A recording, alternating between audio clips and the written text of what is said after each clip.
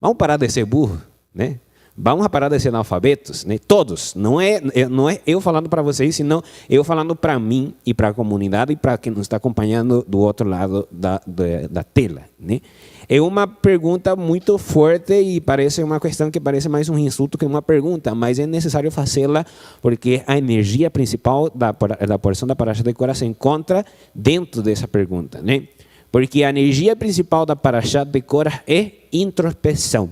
A capacidade de termos a oportunidade de vermos os eventos que acontecem na nossa frente e pensarmos e tomarmos uma decisão correta, não dependendo do que as pessoas falam, sino do que eu considero e aprendi que é certo. Essa é a energia principal da Parashá de Korah, né? E para acompanhar esse comentário é importante lembrarmos que para o nosso ouvido, que é a porta principal da nossa mente, é muito mais fácil e é muito melhor escutarmos o que desejamos escutar. Vai ser muito mais fácil que na nossa mente entre um pensamento, uma ideia que esteja ligado ao que nós desejamos escutar do que ao que nós não gostamos de escutar, né? Então, o que significa isto? Korah, ele se levantou com uma premissa certa, uma premissa correta. A premissa, o pensamento, a questão que Korah se levantou para falar para os Bnei Israel era uma premissa certa, ele não estava errado. O que estava errado? A interpretação e a execução dessa premissa, né? A premissa de Korah era a seguinte: será que não todos os Bnei Israel somos santos? Será que só Moshe e Arão são santos, né? E a premissa era certa, todos os Bnei Israel somos santos, né? Mas a interpretação e a execução dessa premissa estava totalmente errada, né? Então é ali que vem a questão de introspecção, né? E nós deixamos uma pergunta aqui no chat da nossa transmissão de hoje. A pergunta da enquete era: ser santo é ser melhor ou estar separado?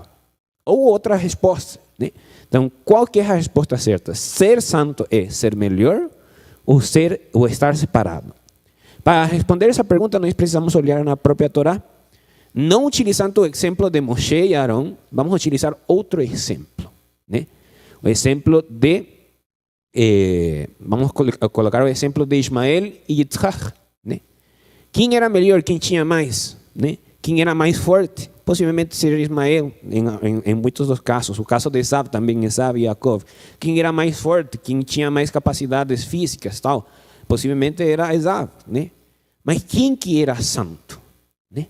Aquele que se separou, aquele que teve a oportunidade de dedicar a sua vida para fazer as coisas que ele tinha aprendido dos seus antepassados, né? Que é a diferença entre Yitzhak e Ismael e de Esav e Jacob. Esav e Ismael, eles se dedicaram a conhecer a terra, conhecer o mundo, a dominar os lugares onde eles iam, a lutar com as pessoas e os povos que eles tentavam conquistar, né? E ter toda essa grandeza, que de alguma outra forma é a mesma grandeza que o Benjamin Saitun e o Dr. Eliyahu estavam falando. Essa grandeza que os levava a se sentirem o quê? Se sentirem melhores. Mas, mais uma vez, melhor não é necessariamente santo, né? Em contra do que vemos de Yitzhak e Jacob. O caso específico de Yitzhak é bem marcante, porque Yitzhak, os sábios nos ensinam que depois de que ele foi oferecido no Monte Moriá, ele recebeu um mandamento para ele só, que ele não poderia mais sair dos limites da terra de Israel. Por isso é que quando teve fome, na época de Yitzhak, ele não conseguiu descer a Mitzrayim, ao Egito, como aconteceu com o seu pai Abraham, porque era proibido para ele, como ele já era santo, ele era proibido de traspassar esses limites, né? Então, santidade está mais ligado a quem é separado para alguma coisa do que o que nós achamos que é melhor. Claro, normalmente, quando nós separamos uma coisa, normalmente tentamos que essa coisa que vamos separar seja o melhor, né? Mas isso não significa que seja o primeiro. Agora sim podemos utilizar o caso de Arão e Moshe. Quem era primeiro? Quem nasceu primeiro? Quem, segundo a Torá, a porção de hoje, nos fala a respeito do Peter Rechem, aquele que abre matriz, e o Behor, os primogênitos, né? que eram santos também, né? Então, quem era santo nesse primeiro momento? Arão era santo, porque ele estava separado, porque ele foi o primeiro filho varão de Yocheved, né? Mas quem foi melhor? Poderemos argumentar com ações e com fatos que estão dentro da Torá. Quem era melhor? Moshe Rabbeinu, porque ele teve mais proximidade de Hashem. Mas no final das contas, se nós formos olhar quem foi mais santo, é Arão, porque Arão tinha toda a Keuná à disposição dele. Ele podia executar todos os mandamentos que correspondiam a Keuná a respeito dessa questão, né? Então, ser melhor e ser santo é uma coisa diferente. Temos que ter essa concepção, né? Mas voltando para a mensagem principal, isso é só uma aclaração, né, dessa questão. Voltando para a mensagem principal da Parashat, eu vou precisar da ajuda do meu mestre Moshe, que ele leia para nós, na página 442, tem o capítulo 17, versículo 27, até o capítulo 18, versículo 1. E falaram os filhos de Israel a Moshe, dizendo: Eis que nós expiramos, nos perdemos, todos nós nos perdemos. Todo aquele que se chegar ao tabernáculo do Eterno morrerá. Estaremos, pois, expostos à morte? E disse o Eterno a Arão: Tu e teus filhos e a casa de teu pai contigo levarei sobre vós a iniquidade do santuário, e tu e teus filhos contigo levareis a iniquidade de vosso sacerdócio. Então, é interessante uma questão que normalmente quando os Bnei Israel fazem uma pergunta, Hashem ou Moshe, eles respondem essa pergunta, né? Normalmente é isso que acontece. Mas aqui no texto não fica claro que os Bnei Israel perguntam para Hashem e para Moshe: todo aquele que se chegar ao Mishkan de Adonai morrerá? Estaremos, pois, expostos à morte? Qual que é a resposta disso? Qual que é a resposta disso? A resposta é a pergunta que eu fiz no começo. Vamos parar de ser burro? Né? A resposta que Hashem e Moshe nos entregam. Por isso que vem a resposta, o capítulo 18, versículo 1. E disse Adonai a Arão. Interessante, uma questão importante também a esclarecer ou a chamar a atenção de que é interessante que vemos que Hashem agora está falando diretamente com Arão, não está utilizando Moshe como intermédio, né? Como intermediário.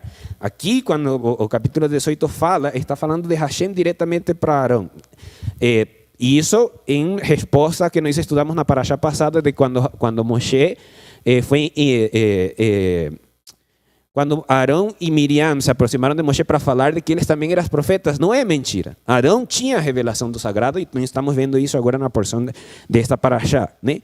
Mas fala assim: e disse Adonai a Arão: tu, teus filhos e a casa de teu pai contigo levarei sobre vós a iniquidade do santuário. Qual iniquidade?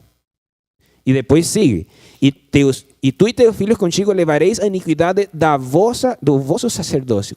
Qual iniquidade do sacerdócio? Por que falar de iniquidade se o santuário e o sacerdócio são coisas que deveriam ser vistas do ponto de santidade? Por que Hashem fala que é um pecado? Por que fala que é uma verá? Se nós formos a ler o texto em hebraico, vou me permitir ler o texto em hebraico, diz assim: Vayomer Adonai el Aaron, ata ubimcha ubet abicha itar tisu et avom amigdash. Né? Então é isso. Que tu, teus filhos e a casa de teu pai contigo levareis sobre vós a iniquidade do santuário, né? Mas esse levareis não é a palavra certa para traduzir a frase que fala assim, tisu. Tisu, em hebraico, nós temos uma parashá que fala kitissá. Nessa parashá kitissá, a primeira frase fala assim: kitissá et rosh bnei Israel. Quando levantares, ou quando ergueres, levantares o censo das cabeças dos Bnei Israel, né? Então, quando fala tisu, não é levar, senão elevar, erguer, fazer uma ascensão, né? Então, o que está falando Hashem para Moshe, Hashem para Arão é o seguinte: vocês ficam ao cargo de ensinar a teus filhos, a casa de teu pai, e porém eles vão ensinar aos Bnei Israel como é para se aproximar do Mishkan, respondendo essa pergunta que os Bnei Israel fizeram antes. Será que vamos morrer ao nos aproximarmos da santidade? Não morreremos, porque teremos a instrução certa de como nos aproximarmos à santidade, né? Então, só para finalizar o meu comentário nesta porção, existe uma questão que está por trás de tudo isto, que é o egocentrismo, né? O que nossos olhos veem e pelo qual nos deixamos levar, que é pelo qual nós recebemos o mandamento do tzitzit, né? Do talit e do tzitzit, né? Fala que para espiarmos nos nossos olhos, né? Quando a pessoa enxerga uma coisa que ele gosta e ele deseja tê-lo, né? Ele cria uma ambição que pode ser negativa, né? Então, Korah, que é uma das personagens principais dentro desta porção da Parashá de hoje, Korah, ele viu a grandeza de Moshe e Arão, que eles estavam na iminência do povo, né? E eles tinham acesso a coisas que nenhum outro ser humano poderia ter acesso, como falar de frente a frente com Hashem e ter toda a disposição, todos os sacrifícios e todos os processos que eram feitos no Bet HaMikdash, no Mishkan, né? Nesse caso era o Mishkan, que era a tenda, né? E a ambição de Korah o levou a pensar que se ele reunia o povo com a santidade do restante do povo, ele conseguiria chegar no nível de Moshe e Arão. E não é assim que funciona a santidade, mais uma vez. Não é nos juntando em números para derrocar alguém que vamos a ser mais santo. Sim, ele tentou, a questão de Korah, eu sempre chamo Korah o populista. Por quê? Populista é aquela pessoa que fala o que o povo quer ouvir e com certeza, quando o povo ouve essas palavras, ele é enganado. Porque realmente, no final das contas, quando ele obter o poder, o que ele prometeu não irá acontecer. Por isso é conhecido como populista, né? Porque o desejo de Korah não era que toda a nação se tornasse santa, sino que ele se elevasse por cima de todos, né? Então, é mais uma vez essa questão da intenção que temos por trás dos nossos olhos. E precisamos ter muito cuidado com isso para não cairmos no mesmo erro que caíram os nossos pais naqueles dias, né? Então, tomar muito cuidado com isso, com o que deixamos que os nossos olhos veem e o que deixamos o que os nossos ouvidos ousam, né? Só para finalizar o meu comentário é o seguinte. Na Parashá de Shelach, na Parashá de Bealoteja, nós vemos que aparentemente o pecado, quando foi pedido carne para Hashem, foi dos Erevrav, né? Foi de pessoas que eram estranhas num primeiro momento aos Bnei Israel. Na Parashá de Shelach Lecha, nós vemos que o pecado foi do povo, que se deixou levar pelas palavras dos espias. E agora, neste terceiro caso, vemos que o pecado é dos dirigentes, das pessoas que estão na eminência, né? Que é o caso de Korah, que se levantou como eminência diante dos Bnei Israel. Então temos que ter cuidado com essas três entidades, dos alheios, dos que somos nós e dos que estão por cima de nós, para podermos nos aproximar de Hashem da forma certa.